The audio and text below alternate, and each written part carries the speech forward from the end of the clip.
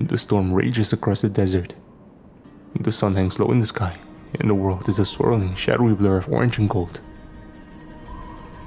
The sand stings like little shards of glass where it strikes my skin. The thin cloth of my trousers, an Egyptian-style galabea, billowing out and doing little to protect me from the fever assault over the dunes. The leader of our expedition, Professor Deborah Winterfield, stands before us, arms crossed, back straight. I can just about see her through the slits in my fingers, eyes squinted. Beyond her, and just visible through the storm, is our bus, a battered old vehicle now slowly disappearing beyond sight, beneath layers of yellow dust. The driver is stood to my right, a local named Sethos, the man who was able to guide the way.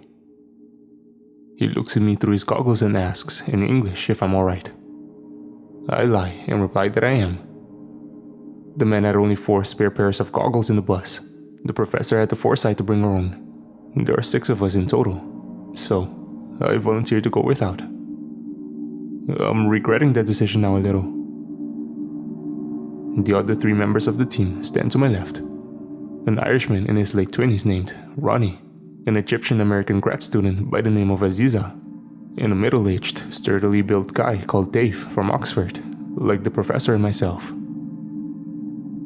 I'm a supposed mature student, but I think that Dave and the professor are friends. He's a miserable kid, to be honest. He's been nothing but rude and cold since I met him at Cairo airport the other day. I have no idea what his problem is. 1 year ago, the professor's voice suddenly blares, strong and fierce above the gale. 1 year ago, my friend and colleague, Rocco Kane, as you know, abruptly vanished off the face of the planet.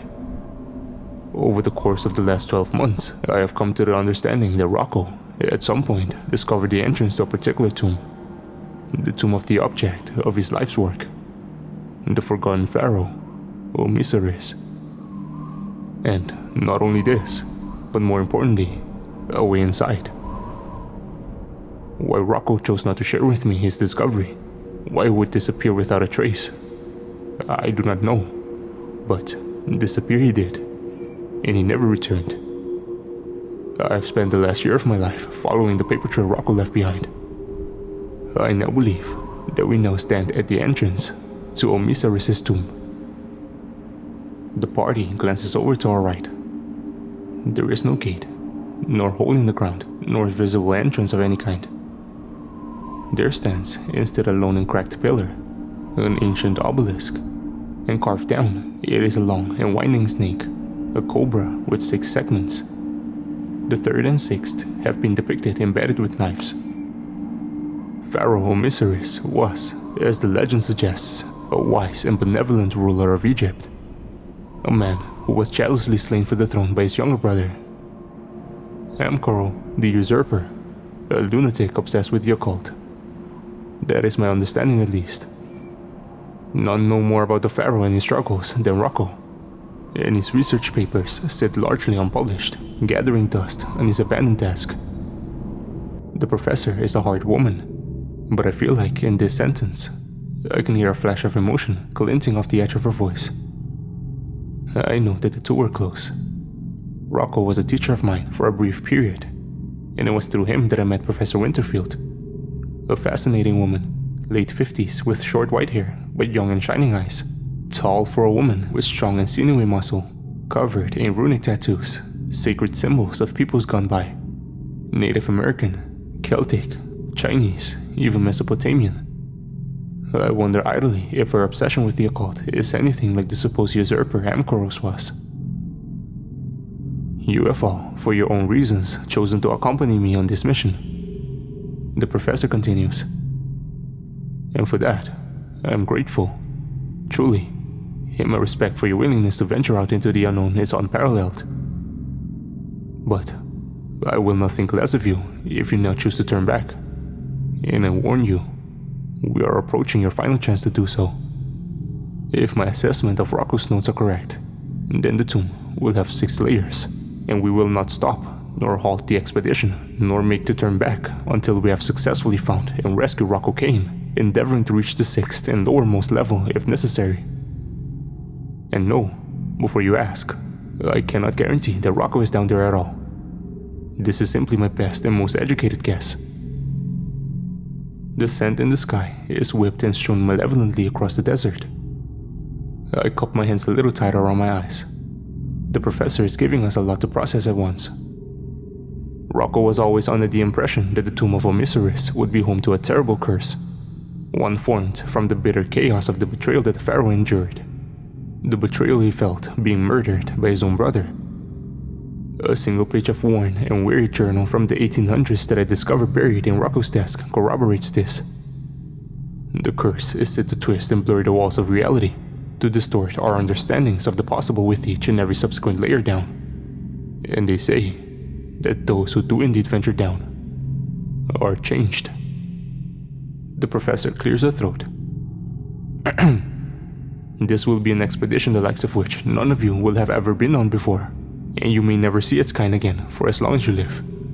The discoveries we make and the things we see may forever change your perception of the world.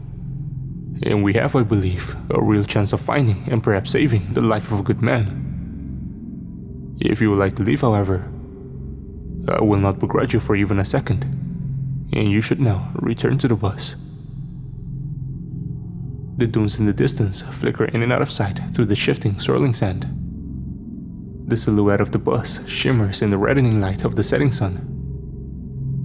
But nobody moves, not even the driver to my right. The professor nods, or at least, I think she does. It's difficult to tell. Very well, she says, and she draws an amulet of fine gold, one in the shape of a scarab beetle. It's hooked on a chain around her neck, and she allows it to drop down over her chest.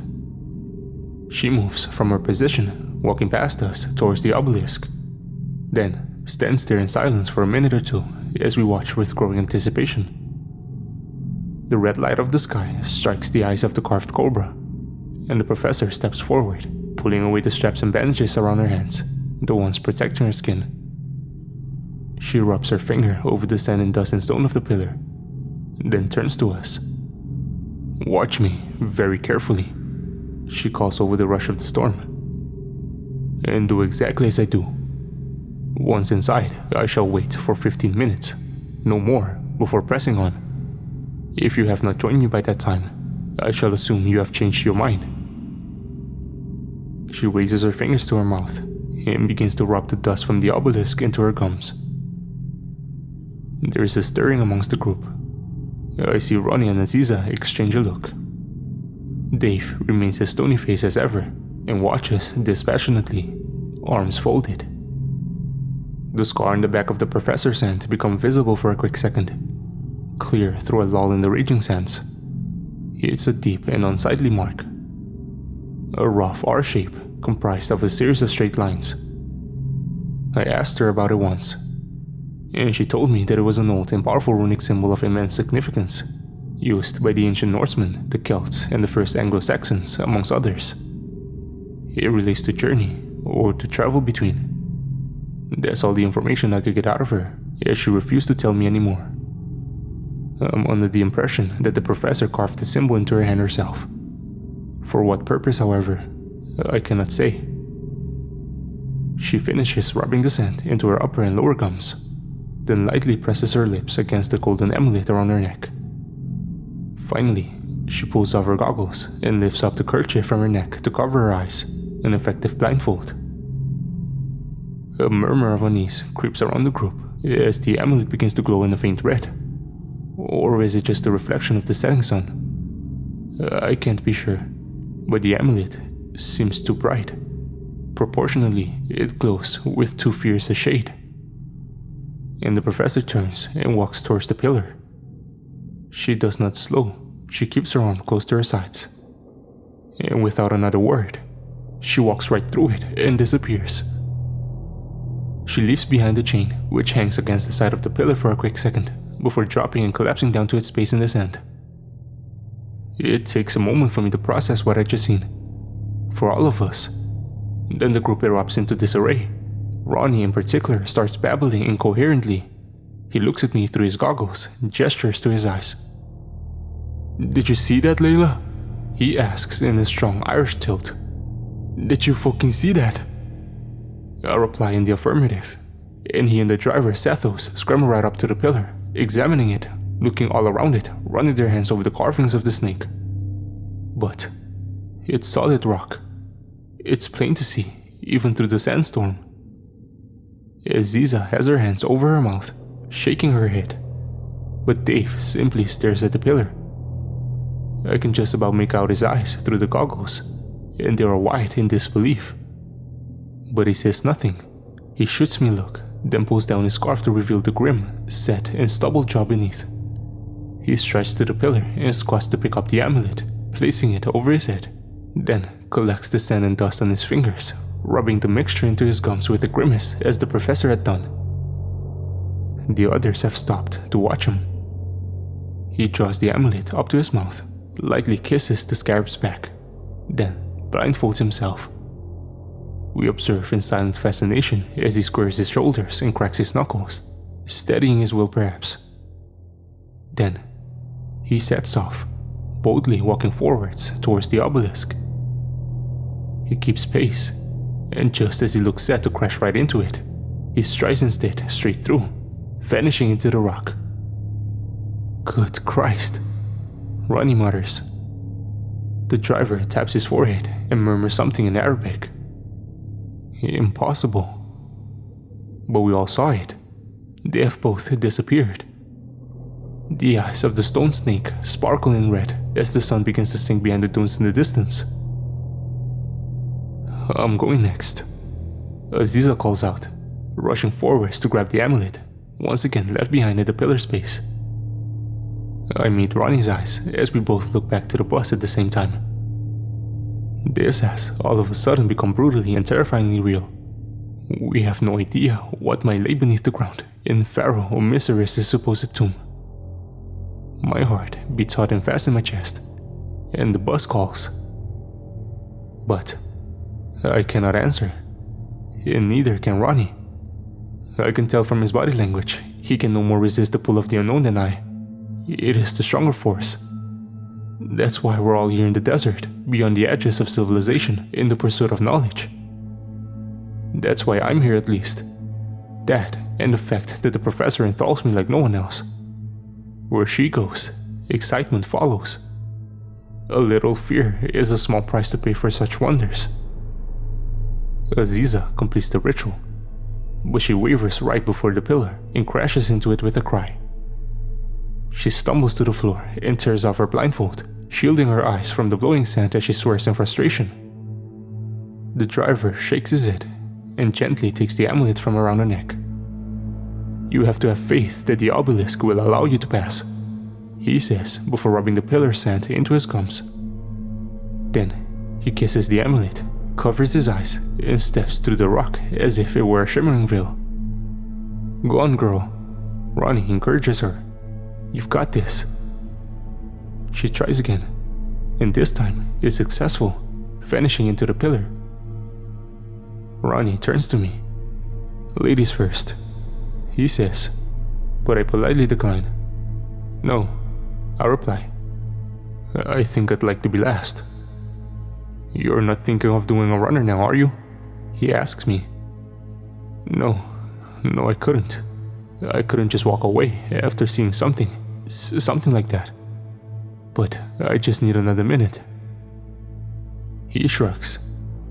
"Suit yourself, but don't take too long about it." He gestures to the setting sun, before stepping up to the pillar and collect the fallen amulet. He takes a deep breath and strolls right into the beyond. And then, it's just me. I stare at the pillar, and the snake stares back, eyes aglow. What would happen if I just stopped walking once I hit the pillar? Would I be cut in two? Would I be forever stuck, half embedded into the rock? I push these thoughts from my mind. That's the wrong approach, I tell myself. The pillar is not solid. It can't be, or else it would have not allowed my team to pass through it. I will not get stuck in the pillar, because the pillar will allow me through. The pillar will allow me through. I lift the amulet in a shaking hand as the light of the sun sparkles like fire in the cobra's eyes. It'll be gone in the dunes in another moment. It's now or never. So I rub the sand into my gums. It's repulsive. I can feel the grains become stuck at once in my teeth. But I suffer through it, trying not to swallow any of the sand in the process, and kiss the amulet lightly on the scarab's golden back. Then, I turn to face the pillar, taking one last look before bringing my scarf up over my eyes. I call my nurse, frantic as they are, as best I can, and I march forwards, blindly towards the obelisk. It will let me pass. The pillar will let me pass. I do not brace for impact. I do not slow my step. And suddenly, the orange-red glow through the blindfold disappears in favor of a cool, darker, more colorless shade. The barrage of sand against my skin ceases at once, though the sting persists. The air remains thick, but as with the level of light, it too cools around me, and the voices of my companions became audible. There she is. I told you she was coming. I stop, my legs trembling despite the will I'm exerting upon them, and I tear off the scarf-turned blindfold, spitting the sand from my mouth onto the ground. The amulet, I realize, is no longer around my neck, and I stand in an enormous cavern, a long and stony hall flanked by giant, watchful statues, robed and tunic-clad men with the head of animals and birds. I bring a hand up to my mouth as I stare around in shock and wonder. My pulse races. Never before have I felt so small, so suddenly minute and insignificant, ant-like in a world of towering colossi. It's magnificent, isn't it? The professor asks from beside me. I can only nod at first. It's like nothing I've ever seen. I eventually replied. This whole place. It's incredible. Aziza is squealing like a schoolgirl.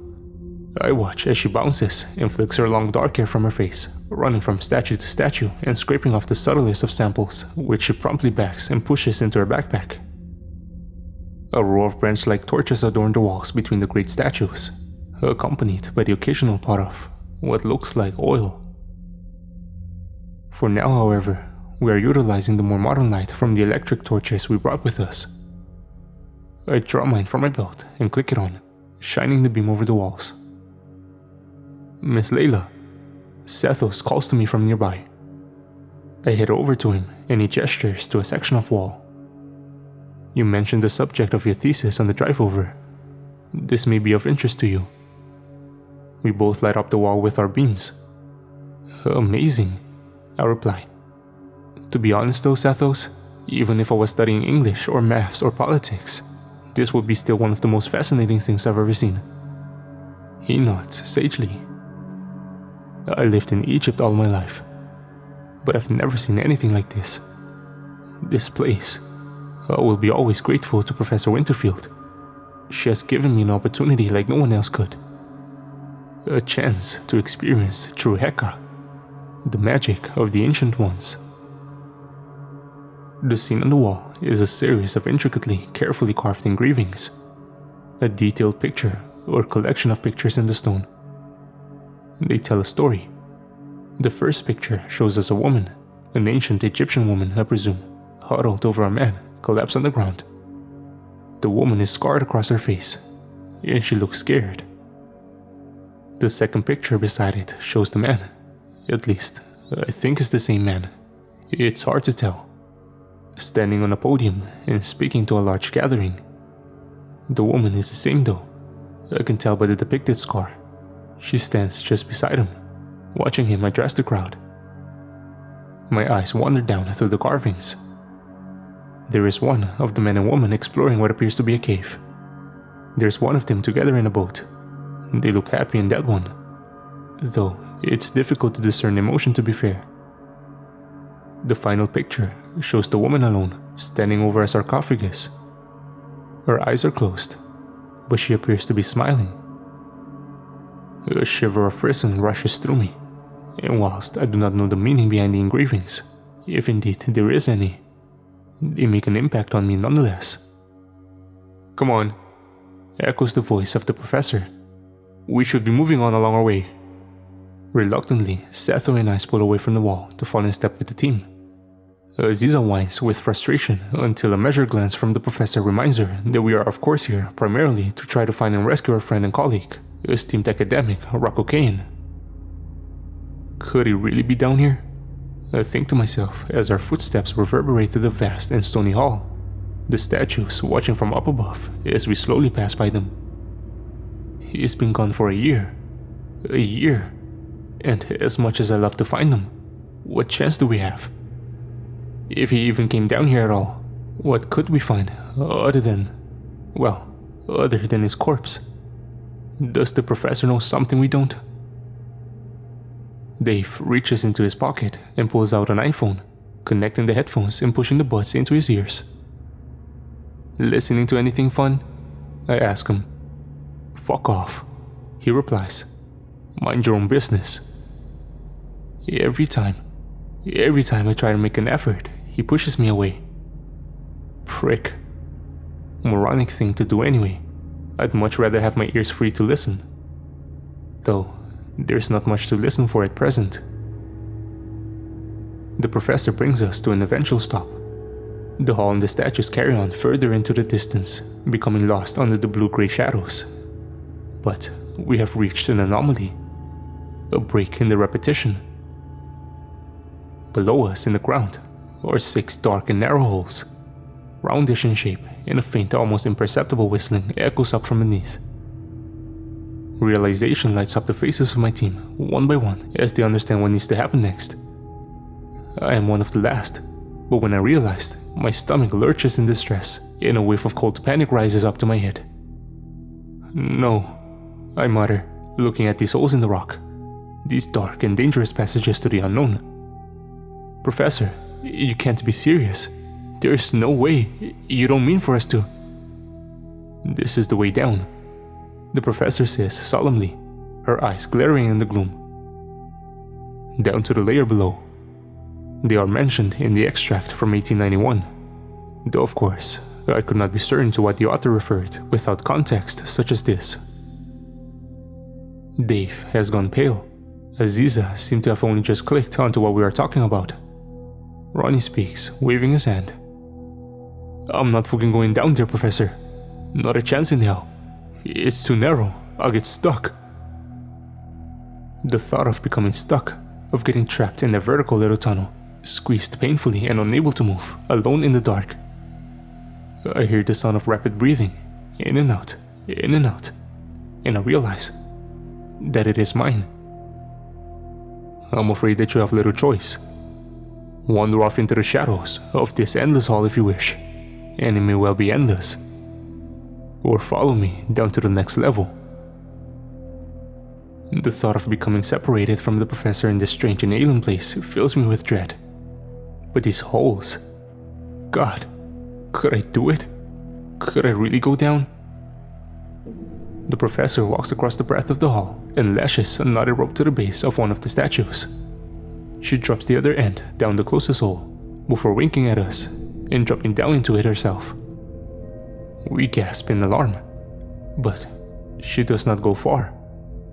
Peering over the side, her head and shoulders are still visible, and she looks up at us as she squirms and wiggles, slowly descending down into the dark. "I'll see you below," she calls out as she fades into the darkness. And as she disappears from view, the hall begins to rumble. I can feel it. We all do. Frantically, our beams are cast around. Dust falls in little streams from the ceiling, and I make the mistake of looking up, shining my light up into one of the statue's faces. Being so far above us, his face is only barely illuminated. But he is clear enough, quite clear indeed. A man with a spear and the head of a baboon is turned to look directly down at me, at the exact position in which I am now stood. My eyes meet his, large and stone as they are. None of the other statues were facing in any direction but straight forwards. I could have sworn it. The ground shakes, and a deep and ethereal humming rises in the shadows. Panic jumps from person to person like electricity, and we draw together unconsciously, beams quivering. "I'm going down," says Sethos quietly, and he crouches, then slips his leg over the edge of a hole. He taps his forehead, mutters in Arabic, and pushes himself in. Even watching this process is enough to make my skin crawl. But down he goes, shimmying himself around, fists and arms pressed up against his chest as he descends. "Go," says Dave, suddenly and loudly. It makes me jump. "All of you, get the fuck in!" "Dave," Aziza murmurs, whimpering. "Dave, I don't think I can. I'm going to get stuck." "You're the skinniest one here," Dave replies. "Now, get in. We follow the professor down. We agreed. Turn your back on her at your own risk." A chanting in a language I do not recognize begins to float through the halls with the rumblings. The dust falls. "Now!" Dave shouts, and rather than argue, the others do as he says. They move towards holes and grimace as they start to slide themselves down. I sit perched on the edge, my mind disconnected from my body. It feels like I'm looking down on myself from above. Am I going to do this? Am I really going to go down? "Layla," Dave says quietly, and I realize that it could well be the first time he's addressed me by my name. In shaking hands, I lower the thin rope tied to my backpack as far as I'm able down the hole. Then, let it drop. I do not hear it hit solid ground, but I follow. Trying to keep reins on my panic, I drop down into the hole, quickly becoming lodged, and have to shake and rustle in order to descend. The light from above is soon lost, and the rock close to my face rises up, the sound of my breathing amplified until it becomes the only noise to accompany the rush of blood in my ears. All around me is darkness. And down I go. Down. To the level below. The tunnel is like nothing I've experienced. It's so painfully tight. I grunt with effort, sweat budding on my forehead as I twist and turn, lowering myself by mere inches at a time, tortuously, reluctantly down through the darkness. My arm, caught by my side, becomes bent at an unnatural angle, and the rush of pins and needles flood relentlessly through my joints. Normally, I would just wince and stretch the discomfort away. But in here, trapped in the hole, I cannot move it. It is stuck, and so the discomfort only grows into outright pain. "Fuck!" I cry out, struggling to shift myself to get myself free. I drop down successfully another few inches, but my arm remains fixed in place. Pitiful sobs escape my lungs, and the rock of the tunnel is so close to my face that I can feel the heat from my breath wash right back over me. Don't think, just keep moving. That's what I keep telling myself. If I allow myself to think, I will panic. Panic will be the end of me. Keep moving. Don't get stuck.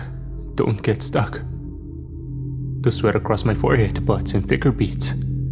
It begins to trickle down into my eyes, and of course, I cannot wipe it away. It stings. I blink rapidly instead, though, unfortunately, it barely helps. It does give me an idea though. I start to deliberately exert myself. I shift and shake as best I can, using energy, and I feel the sweat forming on my exposed legs, my bare arms. It acts as a lubricant, for lack of a better word, and I find I am able to shuffle down through the tunnel with slightly greater ease, my feet connecting occasionally with rock, then with nothing, then again with rock, and then nothing. Down I go. Down, down, down. Shifting, squirming, breathing, inch by agonizing inch. Occasionally, I become lodged in place. The control I have over my disposition wavers. The fear flares up, and it takes everything I have to push it back down and continue my descent. After what feels like hours, but surely could have been no longer than 15 minutes, my heart leaps with relief. My lower leg has some space between the knees. I find that I can wave them about freely. I can kick them forwards and backwards, and they connect with nothing. No rock, Just open, welcome air. I'm nearly there. I'm nearly there. I shake my shoulders from left to right, and I drop with boosted speed until I am falling. The darkness is replaced by a wonderful glow of orange, and I drop down through the air, gasping. I briefly meet the eyes of the professor and crash to the floor, stumbling, crashing down onto my side. I groan, but despite the sudden burst of pain, I can only grin to be free of such hell. I let out a laugh for the soul's sake. The professor reaches out a hand and helps me up. The knotted rope hangs from the hole in the ceiling behind her, and a pair of kicking legs dangle from another. Ronnie's, I believe. Aziza and Sethos are down here already. Aziza hugs me. That was the worst thing I've ever done in my life, she mutters giddily. I can feel her heartbeat fast against my chest. Sethos and the professor reach up to grab a hold of Ronnie's legs, pulling him clumsily down into the cavern as I stretch my arms, wincing and encouraging the blood flow to properly return. I take a good look at my surroundings. The ceiling is a lot lower in this layer. No more than 3 meters. Probably more like 2.5. Beneath the hole with the rope and against the wall is a curious candlelight torch, which the professor has, presumably, alighted. It shifts and stirs with a gentle yellow-orange flame, and a stream of thin, pale smoke rises waveringly up back through the hole. It smells pleasant, and the fire casts its flickering glow out and over the walls. And the walls themselves. At first, I think it is only a trick of the light, a distortion caused by the shimmering shadows. But I step up close and place my hand on the stone, and I realize that what I am seeing is no illusion. The wall is moving, ever so lightly, almost imperceptibly, but it is shifting. Low and gentle rolling waves ease their way along the rock, alternatingly bulging and retracting the hieroglyphs drawn and carved into the surface. Professor? I murmur. Have you seen this? The walls. They move. Yes, she replies, stepping up next to me, placing a hand covered in tattooed symbols against its surface. Quite curious. Quite curious? I repeat, staring at her. It's a little more than that, don't you think? Does the journal page mention anything about this? What about in Rocco's notes? Rocco's notes I have taken to be no more than guesses.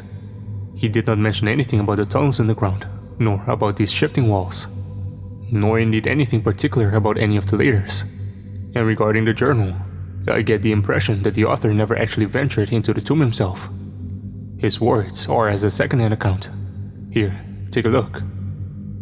She reaches into her bag and pulls out a copy of the page, annotated with her own notes in red around the margin. The original script is written in scrawling cursive and is difficult to make out, but it reads as follows. Of Amkaro have struck me rather deep.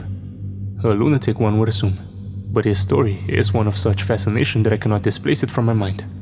None of the chaps can understand a word the man says, of course. But curiously, neither can our translators, nor any of the locals we were able to take him to.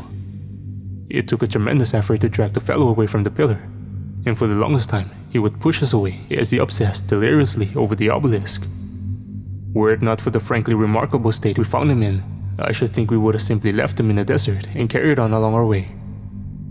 When we finally had the chap settled at base camp, we were able to encourage out of him some drawings. The simplest of things, you should understand, but we had quite the time trying to work them out. An Arabian beetle of some kind, that one was quite clear enough, but the others, 6 circles marked with arrows and steps, a long low table adorned with bones, a frightening beast with a crocodilian head, and 6 lines, 6 horizontal lines over and over again with the figure set hunched on the lowermost. That was his favorite. He drew this a great many times and quickly fell to distress. By morning, he had vanished. I dare say he returned to the pillar, and were it not for our schedule, I should very much have liked to return for him. Amkaro. And there, the entry cuts off. I don't know what to make of it, to be honest. A frustrating piece of literature, one that raises more questions than it answers. The date in the upper right reads, 15th of June, 1891. The author writes about a man, a lunatic. Who do you think he was, Professor? An Egyptian man, perhaps. One who had somehow discovered a way inside the tomb. Though why no one was able to understand him, I cannot say. Nor do I have an explanation for the mentions of Amkaro, the pharaoh's brother and murderer. To my knowledge, the stories of Osiris and Amkaro was uncovered by our very own Rocco Kayan. For these people from 1891 to have been familiar with the name Amkaro, they must have known something we don't. Something that has since become long forgotten. The professor shakes her head as the lights of the flickering flame reflects off of her weather-worn yet noble features. Riddles within riddles, but answers lie beneath, Layla. I can feel it. I gesture to the slowly shifting walls and the patterns upon them. Can you read any of this, Professor? The hieroglyphs, I mean. The professor grimaces and rubs her jaw, casting her eyes over the walls and down the passage into the darkness. I should have glanced over my shoulder to see Dave slipping from the hole in the ceiling and landing awkwardly on his backpack on the ground with a grunt. A little, she replies. But it is a difficult language to read without a period of long and careful study. The pictograms represent not only sounds, but can also refer to the exact image depicted, or even as a symbol or a metaphor for something else. And this is all possible within the frame of a single sentence. Here, for instance, I can, from long periods of research, recognize the names Osiris and Amkaro. These pictures here represent the sounds of the consonants in their names, and the symbol at the end, the Ankh, refers to life. The oval carved around the letters tells the reader that the names belong to pharaohs. Sethos has come up alongside us. He snaps a picture with a digital camera, the flash blinding us temporarily. My niece will be enthralled by the tales of this world, he says with awe. Never have I felt so close to my ancestors. And who else has? The ancients who walked upon this ground. Ronnie comes up on the other side, his red hair all the brighter in the orange glow. What about this one, Prof? Or these ones, I should say. The repeating line. He taps a series of hieroglyphs, carved much larger than the rest, and it only takes a quick look down the walls to see that they appear again and again, over and over. The professor studies them closely. The first is fire, easy to tell, as the accompanying glyphs spell the letters for flame. The third relates to earth, or more accurately, to stone. The fourth is water, the three ripples, and thus I would presume that the sail, the second picture in the row, relates in this case to wind, or a gust of air.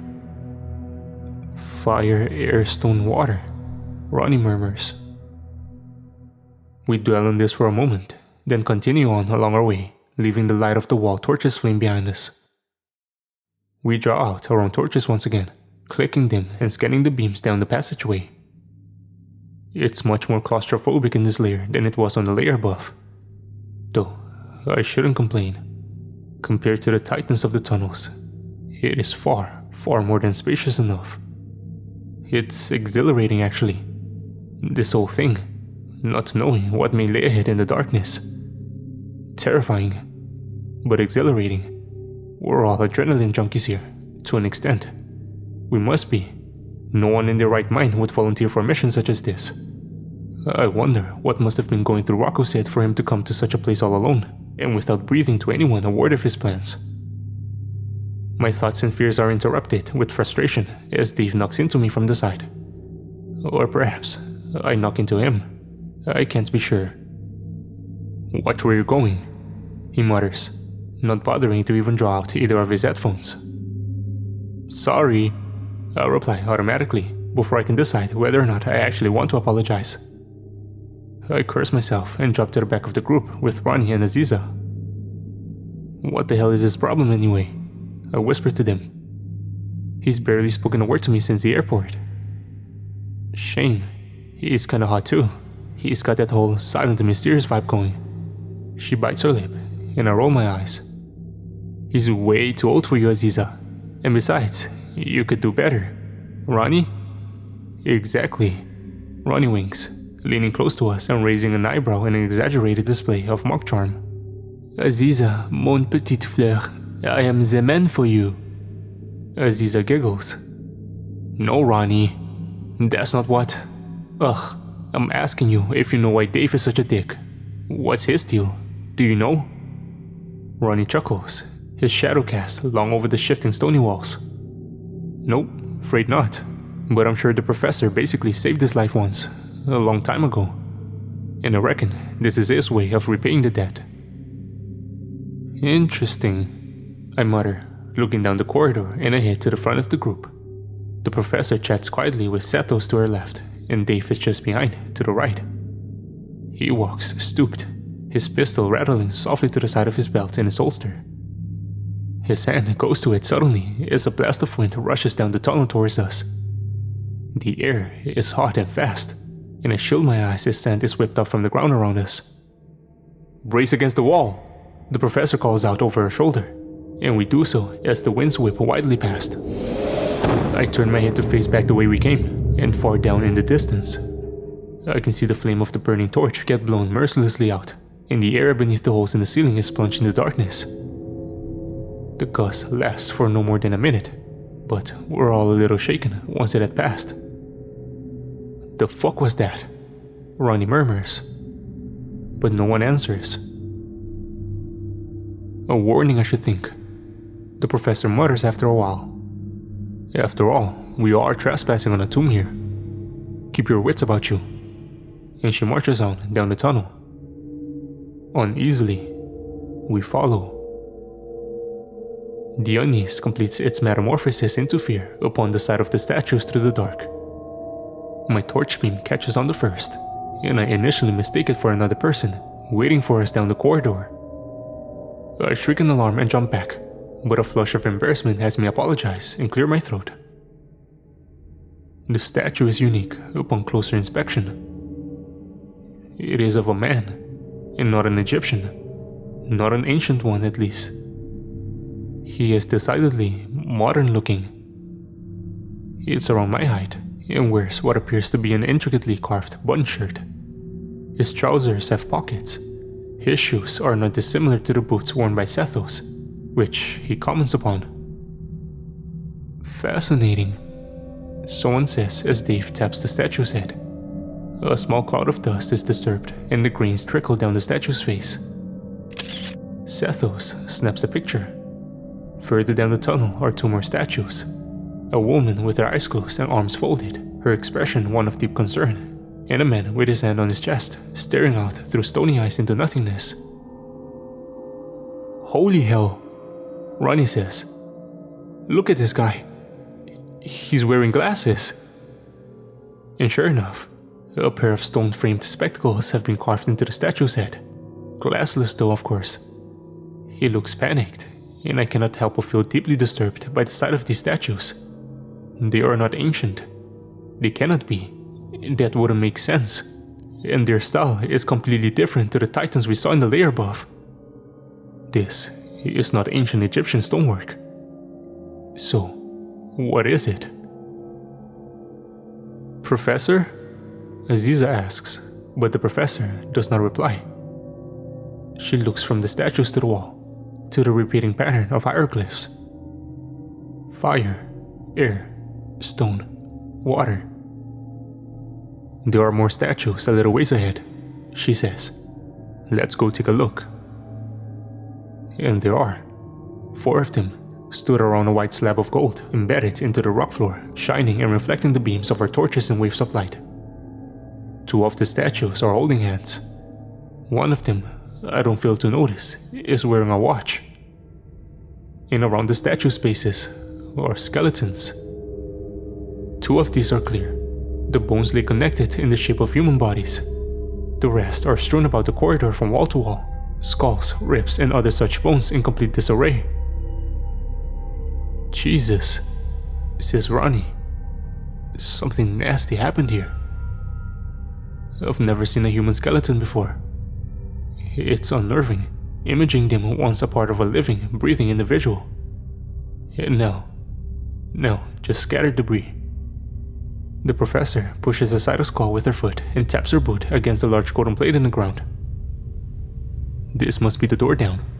Look, near the side, the 4 symbols of the elements, as they are on the wall.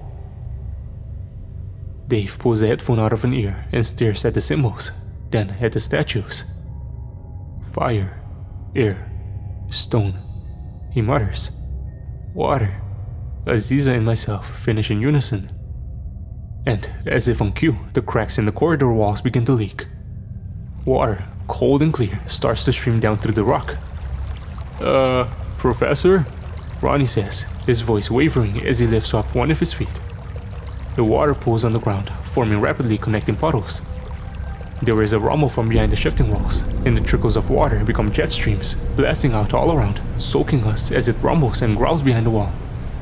Growls which quickly rise into a roar. Professor? Panic sets in. In a matter of seconds, the water has risen above our heels and shows no sign of stopping. Aziza breaks from the group and makes to sprint back along the tunnel, but the professor calls her back.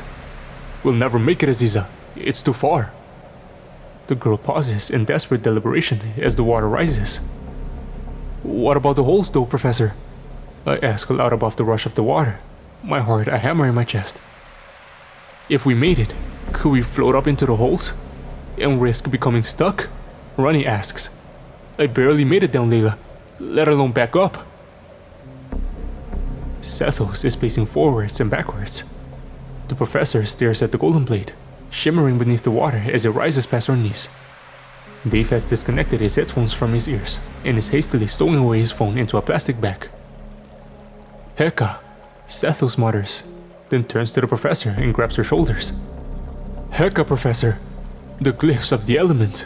There is a power within the script, the magic of the ancients. You know it as well as I. Can you read them? Can you read them aloud? The professor turns to study the wall.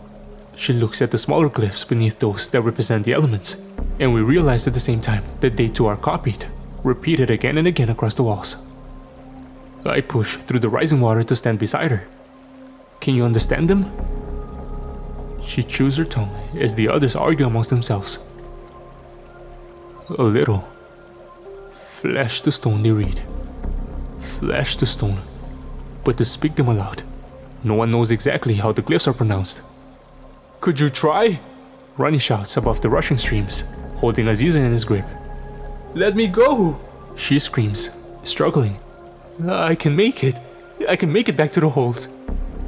The professor takes a deep breath and places her hand onto the shifting wall. She speaks in a low voice, her words ancient and deep. Into intertwined shivers of awe and dread flow through me as one. But nothing happens, however. Dave disconnects his pistol from his belt and holds it up by his head to prevent it from becoming submerged as the water rises up past our waists. Professor? Aziza screams, splashing. Flesh to stone.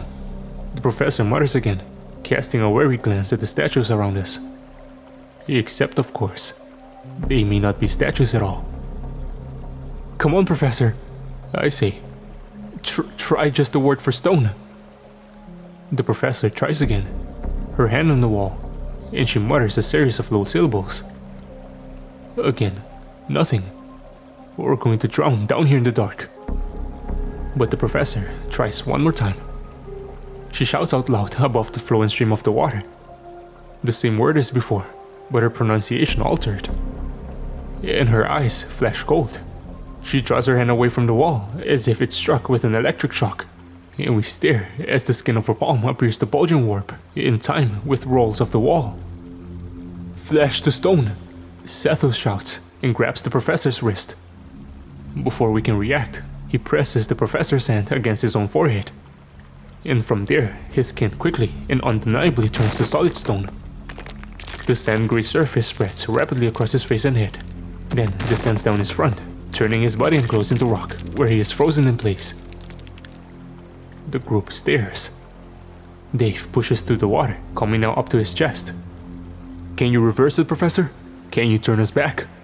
The professor, bewildered as she is, quickly regains control. I don't know, Dave, but my chances of returning you from stone to flesh are better, I wager, than that of reviving your drowned and bloated corpse. Dave grimaces, then his mouth flickers into a half-smile. He raises his hands. Go on then. I'd sooner be immortalized as a statue than left in a heap amongst the bones anyhow. the professor reaches forward and presses her palm against Dave's head. Like Sethos, his skin ripples and hardens into rock, and he is transformed into a statue before our eyes, frozen and silent. The water splashes up and around us. The illusion created is that of the ceiling drawing closer and closer. "Come on, Professor, get it over with!" Ronnie shouts, still holding the writhing Aziza, and the professor promptly turns them both to stone. And then, it's just the two of us, our heads and our shoulders above the water, loud and roaring. "You ready, Layla?" she asks me. And how do I even respond? It doesn't matter anyway. Before I have time to give voice to my thoughts, the professor has pressed her hand against my forehead. And it's cold. So much colder than the water. And the sensation of hardening skin quickly ripples down my head. And everything goes black. I am turned completely to stone. I do not need to breathe. I have no desire to.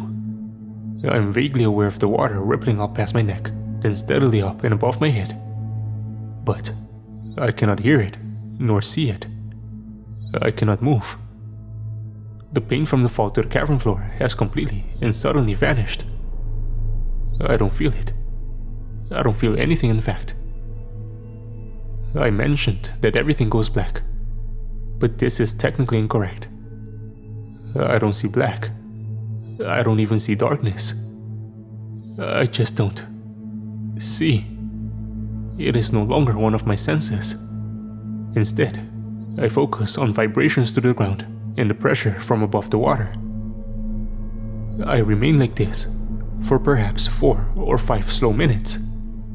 At some point, I start counting in my head, counting down these minutes, and I am eventually vaguely aware of the water receding.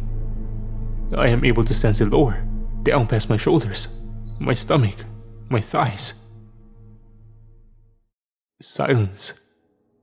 Stillness. And then there is the sensation of warmth returning to the center of my forehead. It spreads over me as a welcome wave as my sight is restored. I blink and gasp, watching as the stone falls away from my body as wet dust, down onto the damped ground below. Fucking hell, I mutter, shaking, watching as the last of the water is drained away through the cracks in the ground. The professor goes through the team, returning them all to flesh one by one. Aziza, once brought back, starts to cry. The others start thanking and congratulating the professor, stumbling over their words, most in some form of shock, and they do so as a thought occurs to me. "Professor, how were you able to turn us back? Didn't you change yourself into stone too?" "No," she replies as she steps over to Sethos and places her hand against his head. I almost did, I admit. But then I realized that I would not be able to speak or move, nor have the ability to reverse the incantation in any way. I found I was able to use the ability on articles of clothing. So I drew a shirt from my backpack, created an air pocket around my head, and turned that to stone instead. It worked. An uncomfortable and rather painful experience as I was dragged down to the bottom. She gestures to a ring of pink, bruised skin around the neck. But I was at the least able to breathe. To speak the words that I am very glad to find successfully reversed the spell. So these statues, these people. I look around at the statues beside us, the panicked men, the couple holding hands. I should think that they deciphered the spell and were able to successfully turn themselves to stone. But alas, realized too late that they would not be able to turn themselves back, says the professor solemnly. Aziza ceases her whimpering, and we stare in horror at the statue of the ill-fated explorers. So, are they still in there? She asks quietly. The implication is a disturbing one. The professor steps forward and puts her hand on one of the statue's heads. The stone ripples back, quickly transforming into cracked flesh. The man that the statue becomes topples at once, his face frozen in form, and he is dust before he even hits the ground. Gone. There is a noise from below, and the golden plate on the floor rumbles and starts to slide open, revealing a set of carefully carved steps that descend down into the shadows beneath. The professor makes to go down, but Aziza stops her. "Wait, Professor, I think you should turn everybody back. All the statues." The professor raises an eyebrow, but she meets my eye. I nod in agreement. "We don't know if they're still alive in there, Professor. You have to turn them back." There is a pause. Then, "Very well." The professor relents, and she retreats a little back through the corridor, returning the statues to flesh one by one, and every time she does so, they collapse soundlessly into clouds of thick dust. Their time is done. And then, we are off. Down the steps beneath the golden plate. Down to the layer below.